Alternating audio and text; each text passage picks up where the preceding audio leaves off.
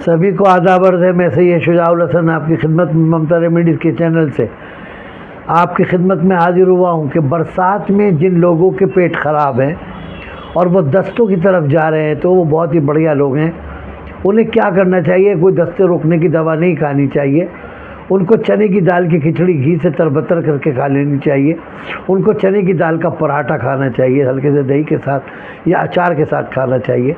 बहुत ज़्यादा पानी पीने से बचना चाहिए और बरसात में नहाने से भी कोई गुरेज नहीं करना चाहिए। अगर वो इन बातों को अमल में लाएंगे तो वो सेहतमंद रहेंगे बरसात में।